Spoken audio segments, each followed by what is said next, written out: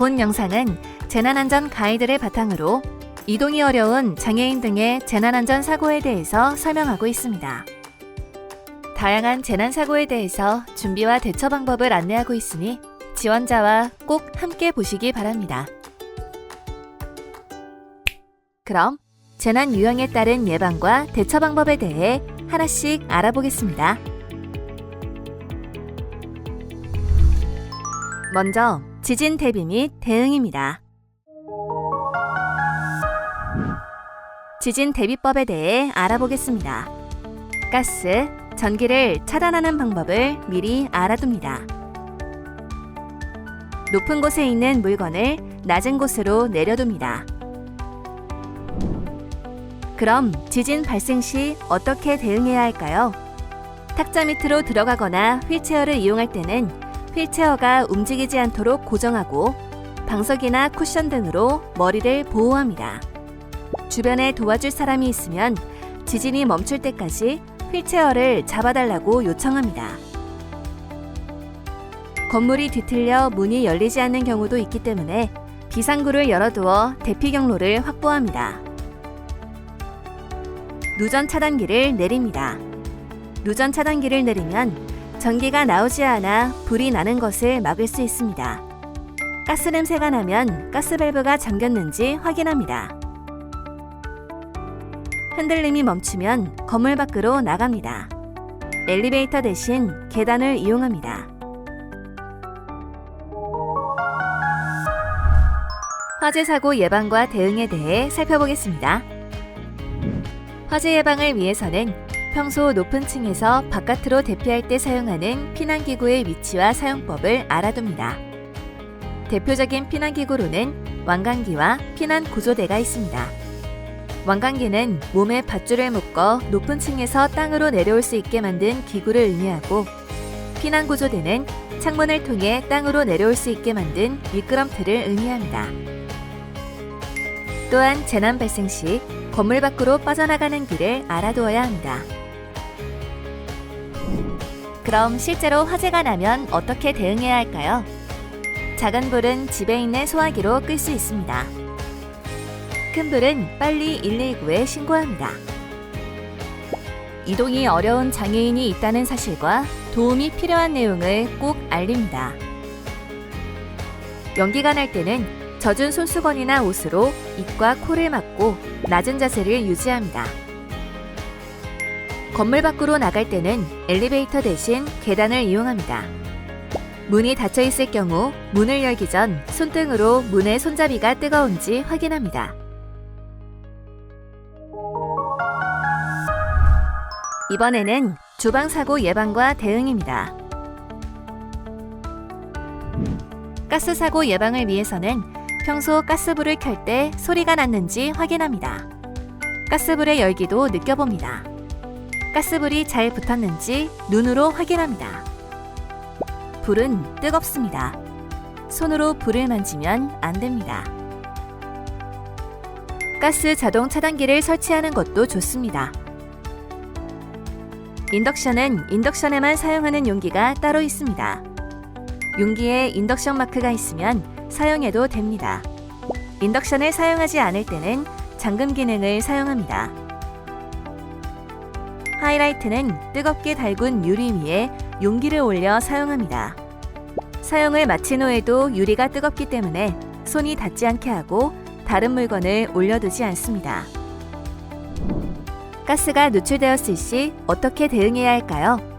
이럴 경우에는 가장 먼저 가스 밸브를 잠급니다. 그리고 현관문과 창문을 열어 환기를 시킵니다. 그리고 전기 제품을 사용하지 않습니다. 환기를 위해 선풍기, 환풍기 등을 사용하면 화재나 폭발의 위험이 있습니다. 또한 라이터 등 불을 사용하지 않습니다. 전기사고 예방과 대응에 대해 알아보겠습니다. 전기사고 예방을 위해서는 절대 젖은 손으로 전기 코드를 만지지 않습니다. 하나의 멀티탭에 여러 개의 플러그를 꽂지 않습니다. 또한 멀티탭에 먼지가 쌓이지 않도록 주기적으로 청소합니다.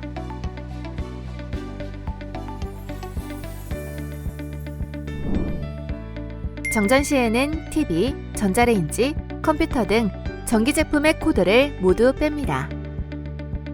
그리고 휴대폰 손전등을 켜서 주변 상황을 확인합니다.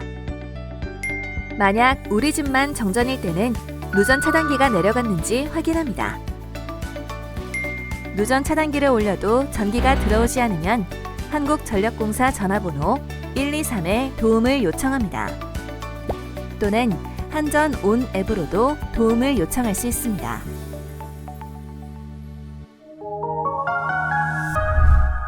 다음은 심폐소생술입니다. 심폐소생술이란 숨을 쉬지 않는 환자가 숨을 쉴 수 있도록 도와주는 것을 말합니다. 그럼 심폐소생술은 어떻게 하는지 순서대로 알아보겠습니다. 먼저 환자의 어깨를 툭툭 쳐서 깨어 있는지 확인합니다. 주변 사람에게 119에 신고하고 자동심장 충격기를 가져와 달라고 말합니다. 2인 이상이 있을 경우에는 특정 인물을 지정해서 요청합니다. 그리고 환자가 숨을 쉬는지 확인합니다. 이때 숨을 쉬지 않으면 심폐소생술을 합니다. 먼저 명치에서 손가락 2마디 위에 있는 부위를 30번 누릅니다. 1초에 2번 누르는 속도로 누릅니다. 환자의 가슴이 약 5cm 내려갈 정도로 누릅니다. 환자의 입에 2번 숨을 불어넣어줍니다. 환자의 이마를 뒤로 젖히고 다른 한 손으로 코를 잡은 후 합니다. 숨을 불어넣을 때 환자의 가슴이 올라오는지 눈으로 확인합니다. 심폐소생술은 환자가 깨어날 때까지 가슴 누르기 30번과 숨 불어넣기 2번을 반복합니다. 다음은 소화기 관리 및 사용법입니다. 소화기의 관리법에 대해 알아보겠습니다. 평소 소화기는 현관문 혹은 비상구와 가까운 곳에 둡니다. 소화기에 파손된 부분이 없는지 안전핀이 재위치해 있는지 확인합니다. 소화기의 압력계 바늘이 녹색 부분에 있는지 확인합니다. 또한 소화기의 사용기간을 확인합니다. 소화기의 사용기간은 소화기를 만든 날짜로부터 10년입니다. 그럼 소화기는 어떻게 사용하는지 알아보겠습니다. 불이 났을 때 불꽃의 크기가 작은 의자 크기만 하면 내가 직접 불을 끌 수도 있습니다. 소화기를 사용하면 됩니다. 평평한 바닥에 소화기를 놓습니다. 소화기 몸통을 잡고 안전핀을 뽑습니다. 바람이 불어오는 방향을 등지고 섭니다. 소화기 호스가 불꽃을 향하도록 잡습니다. 만약 실내의 경우에는 출입구를 등지고 섭니다. 손잡이를 꽉 누르고 불을 향해 빗자루를 쓸듯이 소화액을 뿌립니다. 분말 사용이 어렵다면 투척용 소화기, 스프레이 소화기, 소방 담요를 사용할 수 있습니다. 투척용 소화기는 통째로 던져서 사용합니다. 먼저 케이스에서 투척용 소화기를 꺼냅니다. 그리고 불이 난 곳 주변, 즉 바닥, 벽, 천장에 소화기를 던집니다. 이때 병이 깨질 정도로 힘껏 던져야 합니다. 스프레이형 소화기는 불이 난 곳에 뿌려서 사용합니다. 먼저 뚜껑을 벗깁니다. 2걸음 떨어져서 불꽃의 중심을 향해 버튼을 누릅니다. 불꽃이 사라질 때까지 버튼을 계속 누르고 있습니다. 소방담요는 불이 난 곳에 담요를 덮거나 몸에 둘러 사용합니다. 먼저 손잡이를 아래로 잡아당겨 소방담요를 꺼냅니다. 소방담요를 펼쳐서 불꽃 위에 덮습니다. 몸에 불이 붙었다면 소방담요를 몸에 두른 후 바닥에 몸을 구릅니다. 대피 시 이동 방법 및 지원자 주의 사항입니다. 수평 및 계단 대피 시 이불, 커튼, 매트리스를 활용하여 이동합니다. 스스로 대피가 어려운 장애인을 지원자가 대피시킬 때에는 얇은 이불보다 두꺼운 매트리스를 사용하는 것이 좋습니다. 뼈가 부러지는 사고를 줄일 수 있습니다. 지원자가 2인 이상이고 들 것이 있다면 들 것으로 이동합니다. 계단 대피 시 도와주는 사람의 등에 엎여서 내려옵니다. 이때 엎인 사람의 다리가 바닥이나 벽 등에 닿지 않도록 합니다. 수동 휠체어를 타고 내려올 때는 최소 3명이 무게를 나눠 들고 한 계단씩 내려옵니다. 단, 내려갈 때는 휠체어에 탄 장애인이 뒤돌아서서 이동할 수 있도록 합니다. 피난용 계단 이송의자가 있을 경우 피난용 계단 이송의자에 옮겨 앉아 계단을 내려옵니다.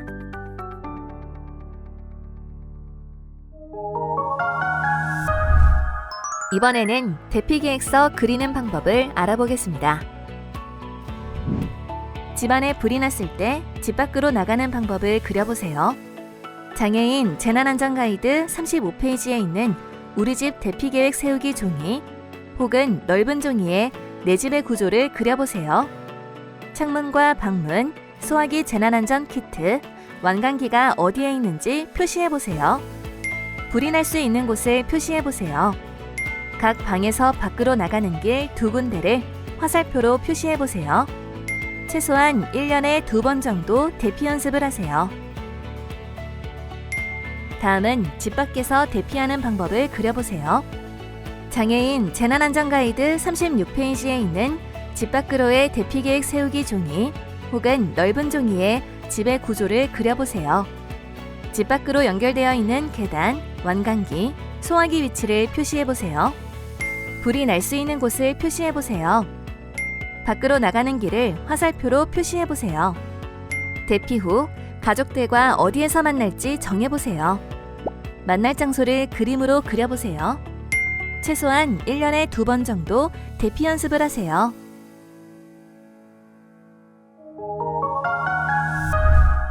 비상용품에 대해 소개해드리겠습니다. 응급구호 키트에는 손전등, 미니라디오, 소독약, 연고, 붕대, 면봉, 파스, 가위 등으로 준비합니다. 처방받은 약은 며칠 먹을 수 있도록 여유 있게 준비하고 처방약이 적혀있는 진단서를 가지고 있습니다. 또한 처방이 필요 없는 진통제, 해열제, 설사약도 준비합니다. 보청기, 산소호흡기, 전동 휠체어를 사용하는 경우 배터리는 여유 있게 준비합니다. 화재를 대비해 재난안전 키트, 물품을 구비하여 둡니다. 소화용구는 작은 불을 끌 때 사용합니다. 안전장갑은 불에 뜨겁게 달궈진 손잡이를 잡을 때 사용합니다. 소방담요는 작은 불이 붙은 물체를 덮어 큰 불이 되지 않게 하는 담요입니다. 안전망치는 대피로를 막고 있는 창문 등을 깰 때 사용합니다. 마스크는 나쁜 가스를 많이 들이마시지 않게 도와줍니다. 구조 손수건은 뜨거운 열과 연기가 폐로 들어가지 않게 도와줍니다. 방제 모자는 지진이나 불이 났을 때 유리나 돌멩이로부터 머리와 얼굴을 보호해주는 모자입니다. 방염조끼는 뜨거운 열과 불꽃이 피부에 닿는 것을 막아주는 조끼입니다. 호흡기 장애가 있는 경우에는 산소를 공급해주는 장치인 이동식 산소 발생기, 인공호흡기, 엠브백, 비강 캐뉼라 등을 준비합니다. 장치에 필요한 보조 배터리도 준비합니다. 신장장애가 있는 경우에는 투석을 받지 못할 경우를 대비하여 3일분의 식사량을 준비합니다. 고칼륨증에 필요한 약인 칼리메이트 경구약을 챙깁니다. 대피소에서는 일반식이 제공되기 때문에 먹는 양을 조절해야 합니다. 구호물품에 들어있는 가공식품, 과일, 야채도 양을 조절해 먹습니다. 휠체어를 이용하는 경우에는 이동보조기가 어디에 있는지, 작동은 잘 하는지 확인합니다. 휠체어의 조립, 분해, 작동법을 다른 사람들에게 알립니다. 전동 휠체어를 사용하는 경우에는 경량 수동 휠체어도 준비하면 좋습니다. 무게가 가벼워 재난 발생 시 사람들이 쉽게 도울 수 있습니다. 배터리로 작동되는 장치를 이용하는 경우 배터리는 항상 충전된 상태여야 합니다. 보조 배터리도 준비합니다. 휠체어 배터리 화재 대비를 위해 휠체어 배터리 충전을 현관문에서 충전하면 안 됩니다. 배터리가 완충되면 코드를 뺍니다. 휠체어 바퀴, 스쿠터 바퀴가 고장나는 것을 대비하여 예비 타이어를 준비합니다.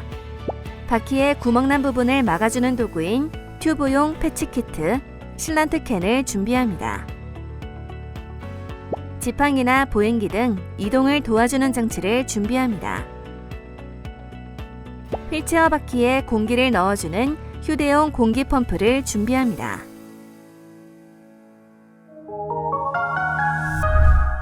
(119) 112 신고 방법입니다.